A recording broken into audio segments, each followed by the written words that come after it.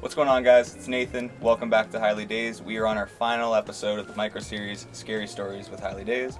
Tonight we have all of our friends here. We're here to carve pumpkins, tell scary stories, and entertain every single one of you guys here tonight. Before we do that, we all have a toke packed or a dab pin lit.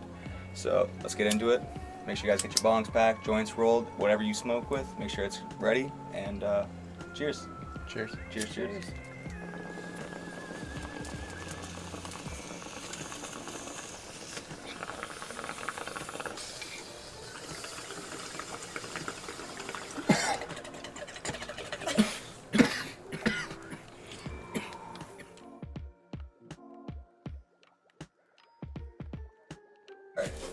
What's going on, guys? Nathan, this is Highly Dazed. We got everybody here today. We got Eli, Jordan, Paige, Rain, Emily, Nick, all here, all carving pumpkins. And tonight we're all going to share our own individual spooky experience that's happened to us in our lives here on this beautiful earth. But while we're doing that, we're all going to be carving up different designs here. Everyone's got their drawings done up. I started to work on mine. But before I get into that, I'm going to be the first person to tell their scary story. And then we're gonna pass this semi-broken, it's not broken, just fell apart, ghost face head around, and whoever has the ghost face head will be their turn to tell the story. I have like a mimic story. Do you want to tell yours first? Sure. Alright, we're gonna pass to you first. Oh, we're handing this. Yeah, okay. that's our speaking. That's our How speaking. cute. That's our speaking skull. We're gonna Alright, come well, back I'm to gonna me because I forgot my story. I'm gonna scoop while I do it. So, Alright, bet. well, like, so this is around like this time of year. So around like Halloween, and I had to be in like grade 8, grade 7, and I come home from school, and my mom must have been cleaning my room. She always cleaned my room for me. So I go downstairs because I couldn't find her upstairs. I'm like, oh, she's just cleaning my room. And I was a little worried because I was hiding my bong down there. So I run down there and I'm like, Mom. And she looks like she's standing outside my window, like staring outside of my window, facing away from me. And my mom, she's like really short. She has long black hair. So I'm like, Mom, she's not answering. So I'm like, what the hell? So I yell louder, like I'm like, Mom! And she yells, what? From upstairs.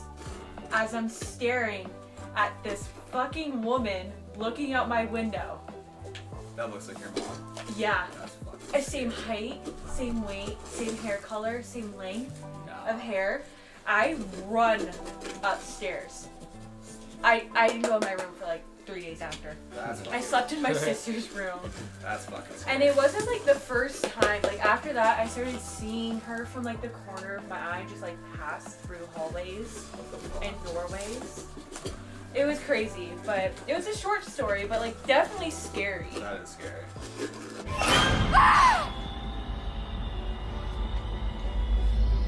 Hello? So, I hated that fucking house. My story was when I was about, I think 12 to 13 years old. It was right before my dad had moved to Edmonton. And he used to live out in the county side of like our city from where we lived at, or where we live at currently, where he had lived at. And he would go do 2 different jobs. One would be in the morning, one would be at night. And sometimes he wasn't there during the nighttime. So one night I was in our house by ourselves, and it was a very secluded area, very private street, and the house is very old. It was almost like a shack, if you will, kind of like a cabin. And the only like source of entertainment I really had was like movies, like DVD movies, and 2 video games on my PlayStation. So typically I'd be doing one or the other. And this night I was again alone, just me and my dog. And there was 2 doors. You have your back door, your front door. The back door would always be locked because we would never go out in the backyard. It was kind of just overgrown and shit. And one night I am in the living room playing my game and watching a movie. I can't remember really which one. It's not really that important. But all of a sudden I started hearing the door getting like fidgeted with. And no one should be back there. My dad's working, and my dog starts going ballistic, and I look, and if I were to get up and look over the couch, I can see directly into the kitchen. And there's a whole like window right to the back door, and I could see somebody trying to get in. That's like wearing this big jacket. It was in the middle of the winter time as well, man. And they were definitely trying to get in, like break in, and they looked to the left, seen me peeking over the couch, and immediately ran. And Ew. yeah, Some Home Alone shit. ran out into like the dark, right? So like if I look at my backyard, to the left it would take you to the neighbor's house, to the right it takes you back into the main street. And I was looking and there was a truck out in the distance, and he ran to that truck. So mind you, I was a kid, I didn't really have a phone or anything, and my dad didn't have a home phone where we were at. The only phone we'd have is a payphone that's all the way down the street at the convenience store. Yeah. No. So That was not very convenient. not convenient at all. So I had to wait for him to come home, and while I had to wait for him to come home, this was at like probably 2, 3 in the morning. He ended work at like 6. So at this point, he still isn't home. I'm waiting, and I hear a truck pull into the driveway. And I don't even check the clock. I don't check what time it is. Immediately, as soon as my dad come to realize it's not my dad, it's those same people. Pulled back up, but now the driver to the truck who was waiting in the distance is now there with the other guy who was trying to get into the back door, and now they're pounding at the door saying that they are police, and they're not. And at that point, my dad's neighbor wakes up and he's yelling over the fence, asking who's like banging at the door because he knows I'm home alone. And those guys then, again, I can see them through the window, leave, jump back in the truck, and they just peel out of there. So at that point, after they leave, the neighbor comes over, he checks in on me. I'm freaking the fuck out because, like, what the fuck is that? Nobody ever comes down these streets. And yeah, man, that was fucking pretty crazy, almost getting our house broken into and not knowing really what to do at the age of like 12, 13.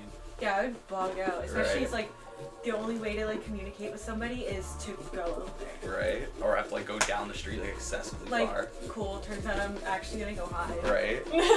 The disappointing thing is, other than like collectibles, you were not getting anything valuable in that house. So, Right. at the end of the day, nothing too crazy. But that is my honestly final story. I've told that would be my 7th horror story here on the channel. I hope you guys enjoyed all my horror stories.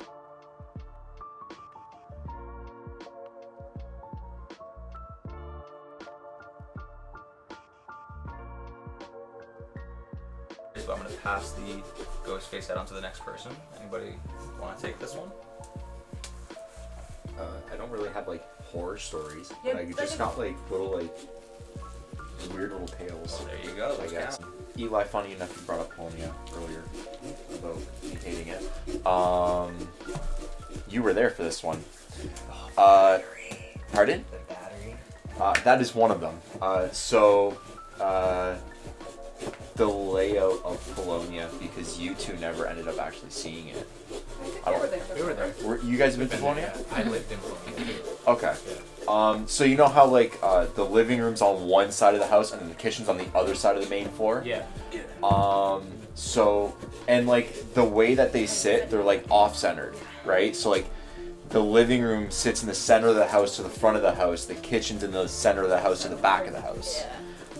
So in that little like front cubby of the living room, me and Eli were playing games the night before, and put my controller down, and I knew which batteries I bought because I had literally just bought them on the way there. They were green Energizers. They were my rechargeables. I still have those fucking bitches. But Artifact. I went to go get a drink, and my battery from my controller that's sitting on the table in front of the TV in the living room got whipped at my forehead from the wall in the kitchen. What? Yeah. Wasn't Eli? I was asleep. Eli was That was asleep my Lying on the question. couch behind Nick. behind me. It got whipped at me from like the wall of the kitchen coming towards the living room. And it hit my fucking forehead. And I woke Eli the fuck up. Well, I was awake. I was lying there getting ready for bed because you were getting ready to go upstairs. So that was one of them. That just kind of like freaked me the fuck out. And I knew it was mine because even I went to my controller, that battery was gone. Like that battery was taken out. Hell no. I don't need them. No. So that's one little fun one. Another one is upstairs in that house. Because there's like 2 rooms in the bathroom. So the one room was Eli's and the other one was Braden's. This really gets. I know both doors were closed. That's good for. And Eli, you were there for this one too, right? The running, running back and forth. Oh my god, I was there for I that think one. that's happened multiple times there.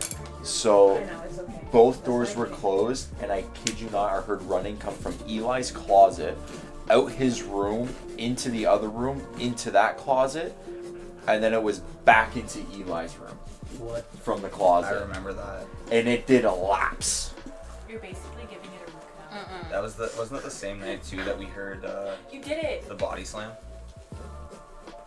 I think so, yeah. Someone was resting. from Eli's room? That's when I ran up to his bedroom. And then Eli was just sleeping in his litter and just not the bedroom, sleeping in the bedroom, just out cold. Hell. What happened to your furniture, cuz?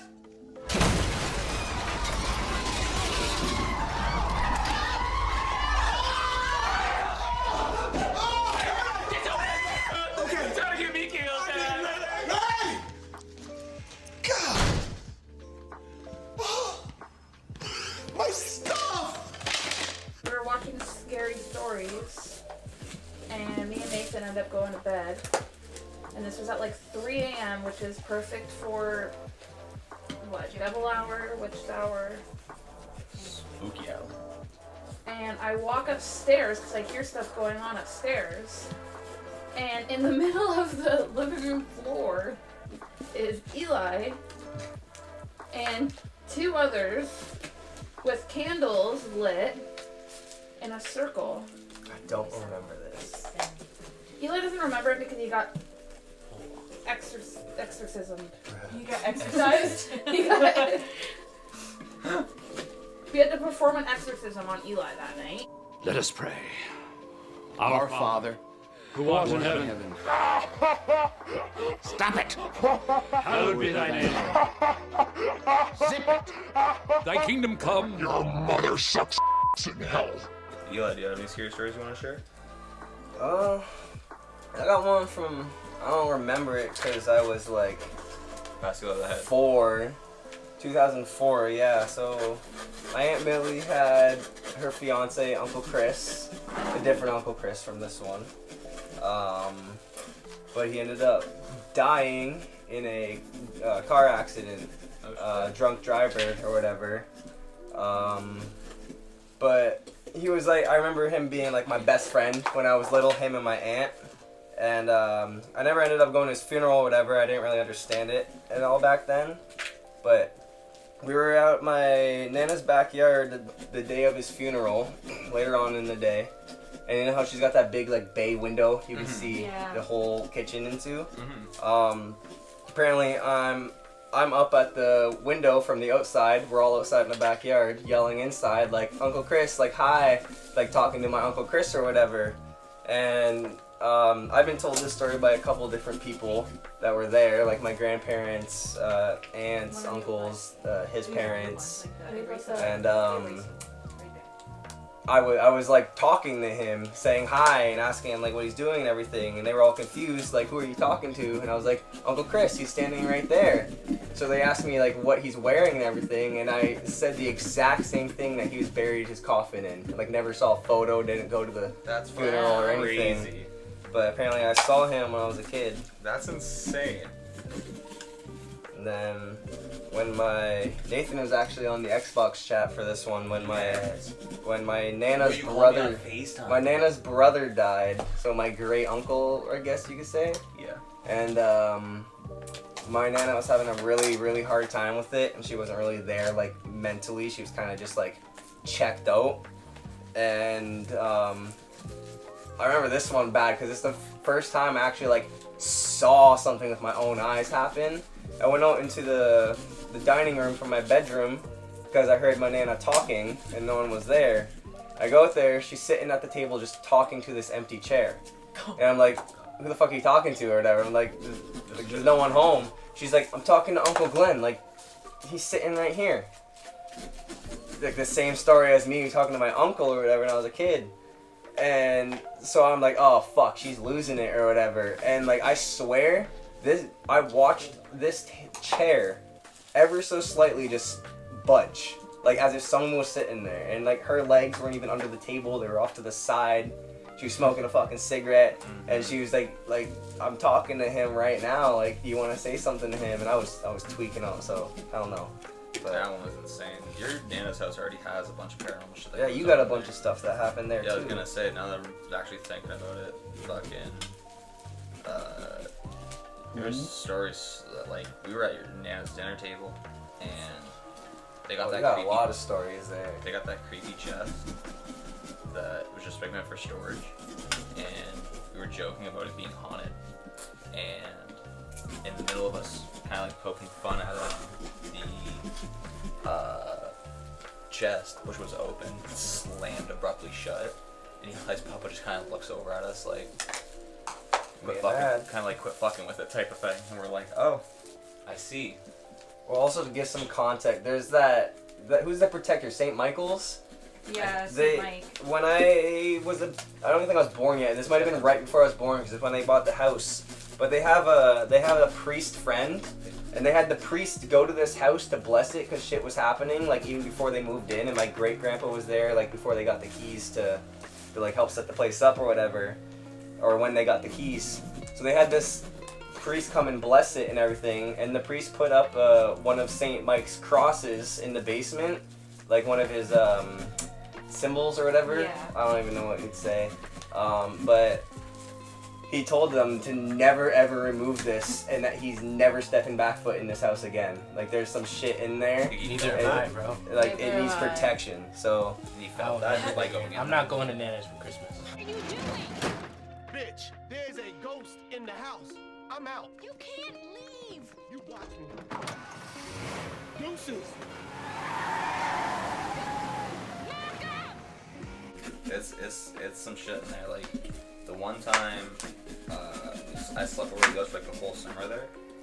I slept down in that basement, and it was probably around like 5, 6 in the morning when some figure, which I thought was one of like our mutual friends that was also sleeping over at the time, who came down trying to wake me up to go play, and I heard the person say, "Come play." play is crazy. No, yeah, and I quote, "Come play," and I kind of was associating that with like, "Come play the game." So I kind The of Rowley clip from Diary of a Wimpy Kid. come play. Want to come over and play? And at the time I was kind of like half asleep, so I brushed it off like, hey, like, just I'm gonna get there like later on. Later on came, and I went up there and I asked, I was like, what were you guys trying to wake me up for? Like, what are we doing that's so like crazy? Y'all are just waking up. And nobody came to wake me up. And then I started thinking back on it, and I don't recall seeing any facial features or anything. It was more or less like a silhouette of like a person that came down, and I watched them walk back up the stairs.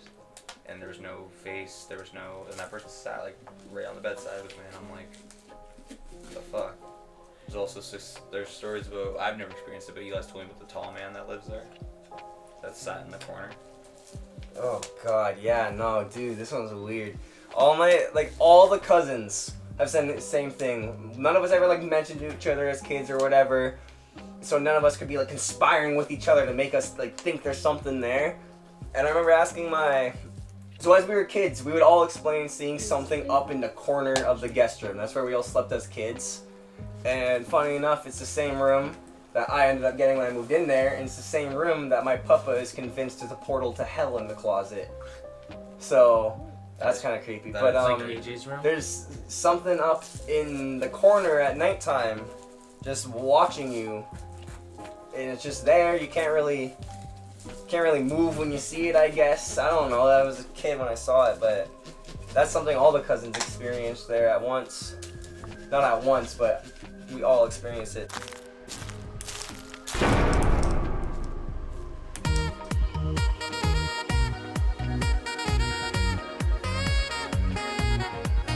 I remember Nana talking about like a Ouija board story there. Fuck no. Yeah, have any of you played with a Ouija board? No, I'm tempted to just try it out once, but that's really about it. I played with one once, and I was warned throughout my whole childhood not to touch them. And you know what? I did it anyway because I was told not to. And I have to say it was probably one of the scariest experiences ever. Like, the Ouija board itself wasn't scary, like nothing really happened.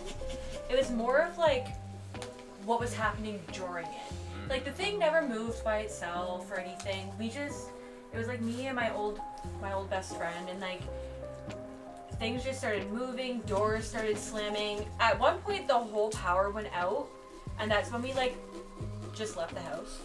We ran out of the house. Just fuck that shit. And I remember ever since then I kept having like weird experiences. Till this day I'll have weird like experiences. It's like something followed me. Did you say goodbye? Did you say No. that? That's important. I did That's when I left the important. house. I said bye. You have to say goodbye when you leave a Ouija board. Well, yeah, I know that, but like when you're in the moment and scared, I'm not Girl. saying goodbye to no one. I will say goodbye. to no one. Girl. I'll Or do. leaving. Yeah. I'm not gonna have any fucking manners. Alrighty, what's going on, guys? So from this point onward, we kind of stopped telling stories and more or less just engaging in the night, tearing into our pumpkins, carving up our crazy designs, and overall just having a really fun time. And I really just wanted to showcase that here and kind of talk about it, and really just, dwell on the fact that these are the moments that really matter come the holiday season. We're going into the festive times, we're going into Christmas and New Year's, and for the States they have the Thanksgiving time. We just had ours here in Canada. So with all that being said, I want to highlight a big moment with the festive season, and that being, it's not about what you're doing or what you're getting or where you're going. It's more or less who you're doing it with and who you are surrounded with.